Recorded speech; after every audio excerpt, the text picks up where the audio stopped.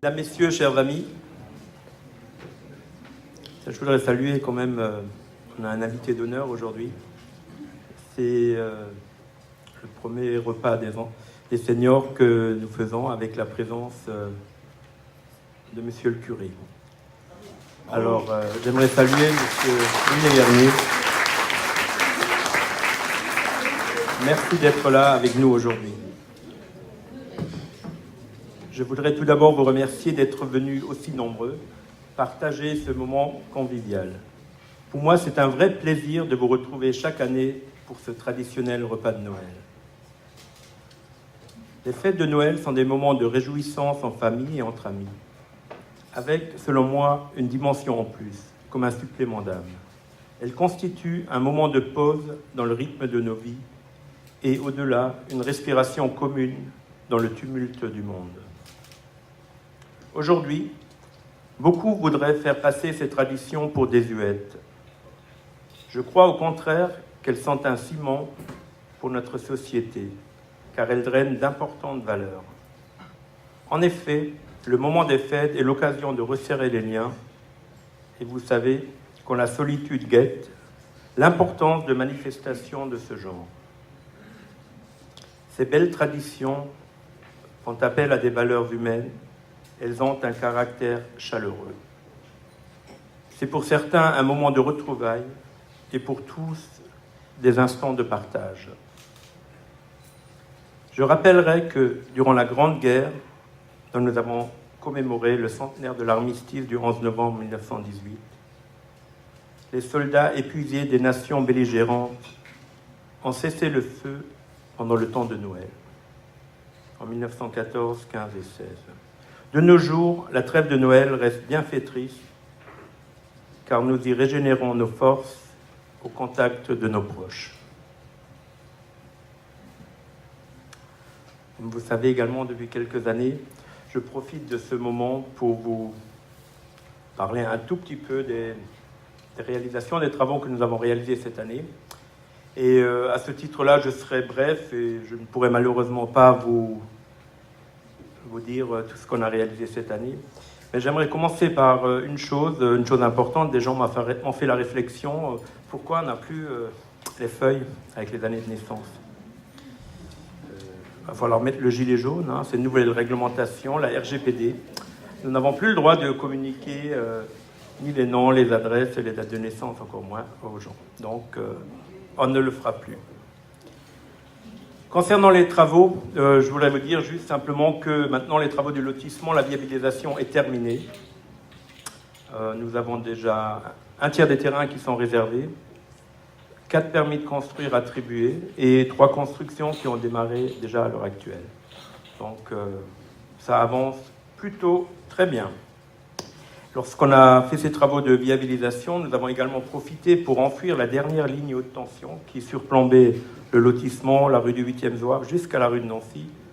Ce fut un chantier assez impressionnant. D'ailleurs, vous avez pu le voir en direct sur la télé locale, sur Télé Mosaïque, un support béton, un poteau qui a volé au-dessus de la maison. Il y avait une grue énorme de 600 tonnes qui était là. C'était un moment assez mémorable. Donc les gens étaient un peu embêtés parce que la route était barrée toute la matinée. Mais bon, c'était un moment important.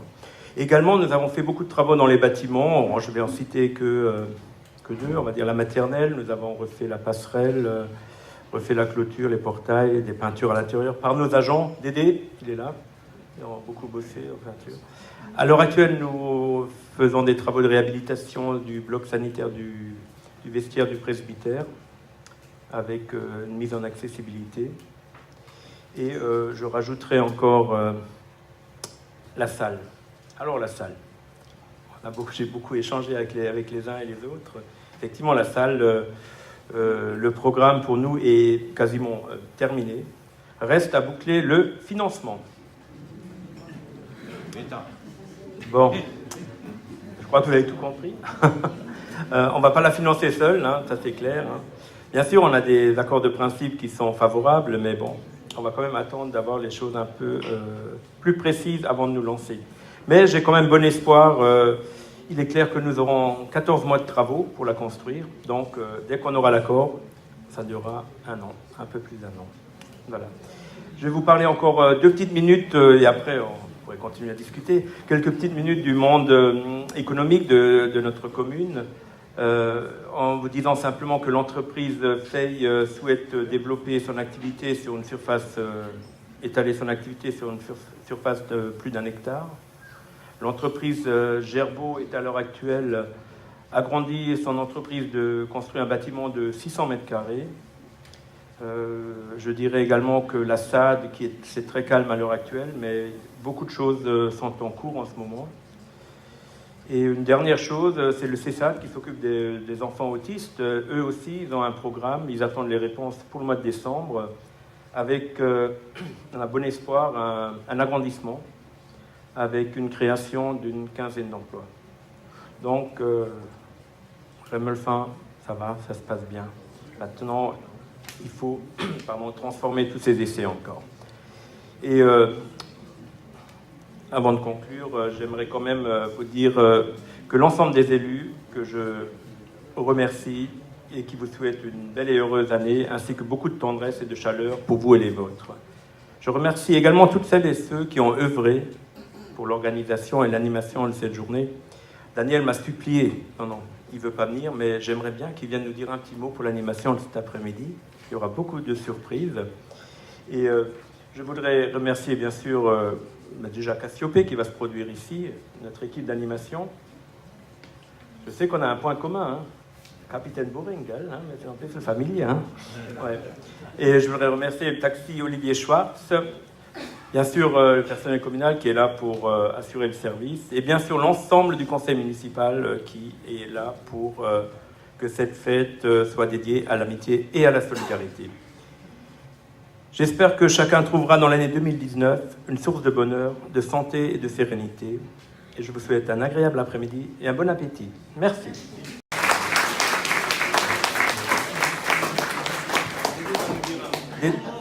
Dédé va nous dire un mot. Ah non, Dédé, non. Ah, il va allumer le sapin. Ah, le sapin n'est pas allumé. Bon, je passe la parole à Daniel. Merci Hubert. Donc, chers amis, juste quelques mots pour vous donner quelques infos concernant le déroulement de la journée. Alors, concernant le nombre de personnes qui sont présentes aujourd'hui, vraiment tout confondu, nous sommes 106 personnes.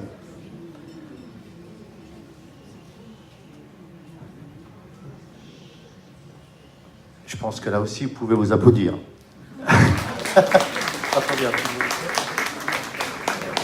Alors, nos doyens de la journée. Pour la femme, c'est Madame Sink Rosa.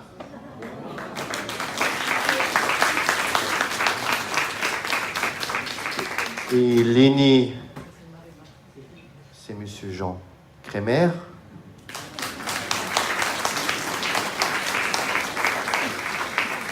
Concernant l'animation de l'après-midi, donc aux manettes, vous voyez bien, il y a 2 personnes. Il y a David et son fils, Valentin Nafzinger. On peut dire. Comme a dit Hubert avant, il y aura la chorale Cassiopée. Là aussi, vous pouvez applaudir, ils ne sont pas encore là, mais ils vont venir au programme.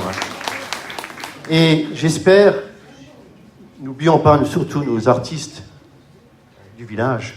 Naturellement, vous savez à qui je pense, notamment à Gaston et à Rosa, si elle veut bien. Hein.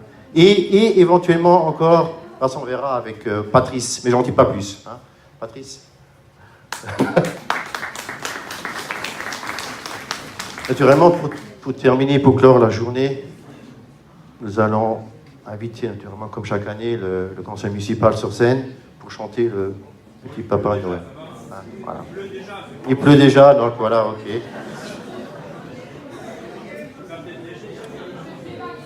Naturellement, pour tout à l'heure, à la fin de la journée, comme a dit Monsieur le maire aussi, il y aura toujours Olivier Schwartz, le taxi, qui sera à votre disposition.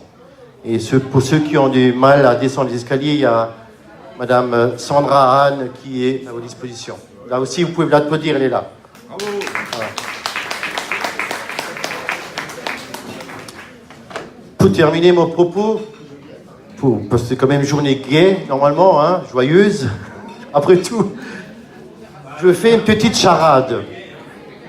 Peut-être, après, bon, on verra après. Une petite charade. Alors, je vous l'ai dit.